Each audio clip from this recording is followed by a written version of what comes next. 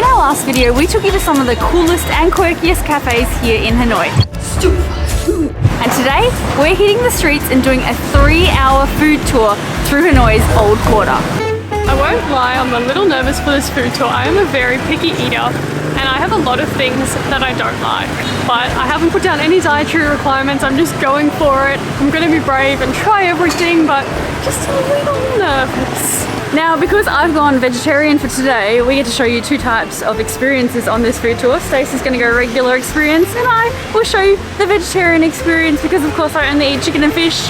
But today there is no chicken and fish, it's vegetarian for me. So our tour guide Tyler just told us that our food tour is gonna consist of 5 stops, 3 savory, 1 drink, 1 sweet. I'm excited, let's see where stop number 1 brings us. This definitely feels off the beaten path. We've come through a very thin, dark alleyway type thing. Now up some very thin stairs.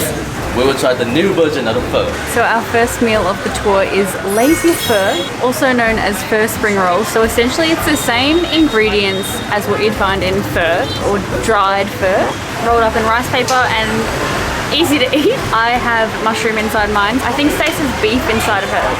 Now the dipping sauce that I've gone with is not vegetarian, it's fish sauce. I'm not sure if he had an alternative for me or not. I'm sure. It's really fresh. And our second meal is another type of pho. This is dried pho. So Tyler was saying that pho is obviously such a big dish in Vietnam and it's very frequently eaten. However, who wants to eat a big bowl of soup in summer? It's too hot, so this is the alternative. It's dried pho. So I think instead of the soup, it's like a soy sauce sitting down the bottom and then you mix it together, but it's not as like heavy, soup-like, not as hot. And mine is the vegetarian version. I have mushrooms and Stace, I believe, has chicken. I actually really like that. I didn't think I'd like the mushrooms, but it's quite simple, like soy sauce and noodles, but it's warm, but not too hot. The mushrooms just, I don't know, they make it filling, but not, it doesn't feel like a heavy meal. I really like it. So as Rob said, mine is chicken. Looks pretty good. I think it's all the same ingredients that's in regular pho, it's just not got the soup component, so. Yeah? I choked. It's good. And this is actually our first ever pho in Vietnam. So we're starting off for the dried pho. It won't be our last pho. We booked this experience through Get Your Guide and we'll leave a link in the description below if you'd like to check it out. Now if you do click on that link and purchase the same tour that we're doing, we do get a bit of a kickback that comes at no extra cost to you. So thank you very much if you do that. We appreciate you supporting us. Now of course this food tour is through the streets of the Old Quarter here in Hanoi.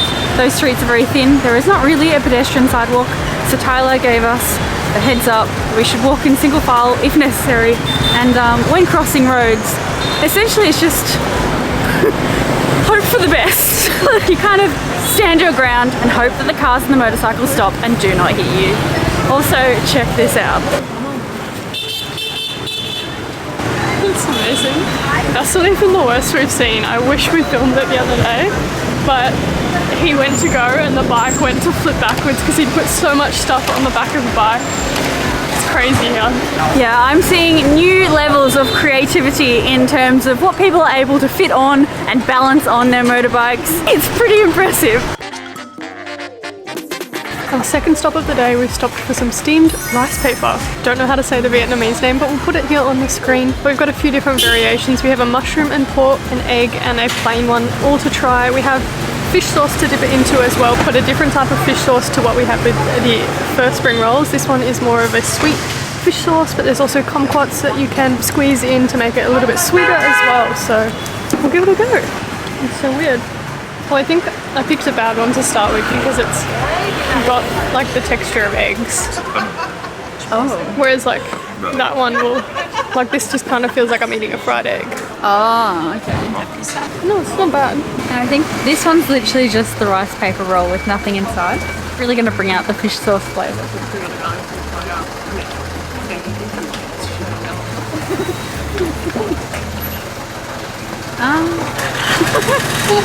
It's exactly what you'd imagine, like eating a rice paper roll with nothing inside it.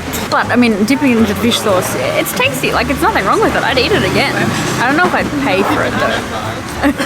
It's fine. Got the pork and mushroom. Should preface this by saying I hate mushrooms, but we'll go. Better than the egg one, but not my favorite thing. I Wait prefer till the you pho. try the rice paper one. You're gonna love it. What do you think? Definitely needs a filling. Exactly what you think it'd taste like, right? And after our steamed rice paper, we are already off to restaurant number 3. And I got a feeling I know what this stop might be. It's a very typical Vietnamese food. Now Tyler's gone to pick up our Bahn Mi, and he's left us in front of the first church ever built in Hanoi. It's over 100 years old, so it's not actually that old when you think about it, is it? Well, we've been fortunate enough to see a lot of very old churches in our travels. That's true. To be fair, it's probably older than a lot of churches back home in Australia. But this church sits right in between the Old Quarter and the French Quarter, which makes sense because the church has a very French background. Up to, I think he said 1955-ish, only French people and like very upper class people were allowed into the church. Now, of course, everyone is allowed, which is very nice. And it's funny, we were walking through the French Quarter before, not knowing that it was a French Quarter, and I said to Stace, these buildings look really Parisian. So it's evident that there is definitely French influence in and around Hanoi. And hopefully, I think we will get to the French Quarter in a future video, so make sure you subscribe so you don't miss that one. I've just realized that the church is really familiar looking. It brought me back to our time in Montreal, Canada. If you haven't seen that video, we'll link it up there, because this church looks like the Notre Dame church in Montreal. And I think if you Google Notre Dame Hanoi, this church comes up. So I wonder if it's kind of based off of that. With zero research, I'm not sure, but check out our Montreal video because that was a really good time. Okay, our Bahn Mi has been acquired, and as Bahn Mi is often eaten on the go, that's exactly what we're gonna do. We're gonna eat our Bahn Mi as we walk to our 4th spot, which is our coffee spot. That vegetarian Bahn Mi was actually really, really good. We had Bahn Mi the other day, we didn't film it, and it was okay. We had chicken Bahn Mi, but this one was way better. So if I'm gonna get Bahn Mi again, I'm actually gonna get vegetarian. What do you think of yours? She's not a massive fan of Bahn Mi, but now we're on to our coffee stop. It's that time of day where we're both craving a coffee. Okay, we have made it into a cafe and we're gonna try some signature Vietnamese coffees. Now we have already tried the egg coffee. I like it. If you didn't see our previous video, we will link it up there. But we are gonna get one from here because he says it's very good. We're also getting a salt coffee, which he recommended, we've not heard of, but... And then as we wait for our coffees, Tyler has gone off to get our dessert, and it's Vietnamese donut balls is the impression I got. He says that they are amazing and they're really good when you dip them into your drinks. So we've promised him not to drink all of our drink before he gets back. All right, we have the salt coffee. Now, we didn't know it's actually cold. It's like an iced coffee. I don't know the protocol on how to drink this. I don't know if you're meant to stir it first, like a cappuccino. I'm gonna do it. I'm gonna stir it first.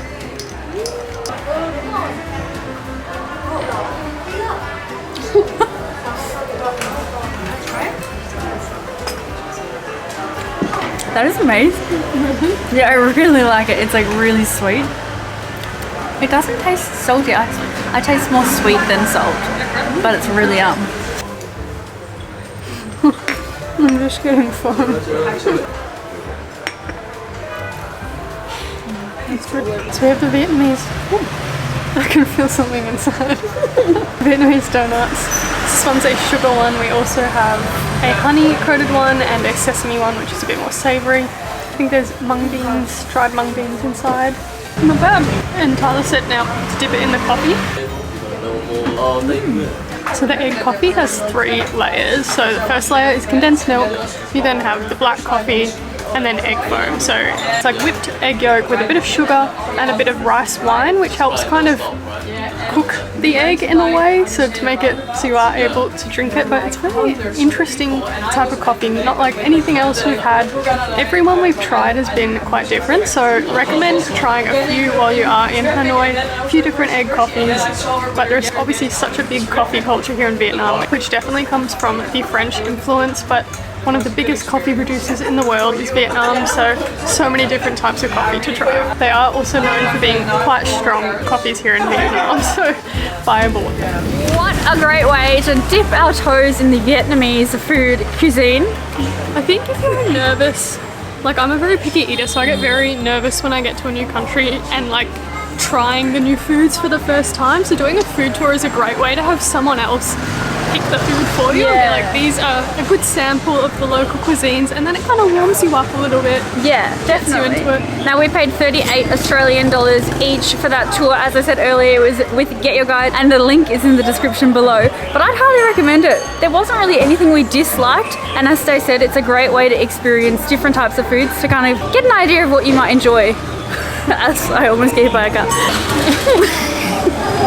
I think if you were to go and purchase all the individual things, it might work out a little bit cheaper, but the benefit of having a guide is you get to try things, like we tried things we hadn't heard of, like the steamed rice paper and the donut balls, which was good, and you get the history behind, like we had no idea what the layers of egg coffee were, we just knew that egg coffee was a thing. Yeah. So you get a lot of information, which is super helpful. And Tyler even gave us his number for us to text if we have any questions or want any more recommendations on where we should eat or things to do here in Hanoi. So we couldn't ask for more than that.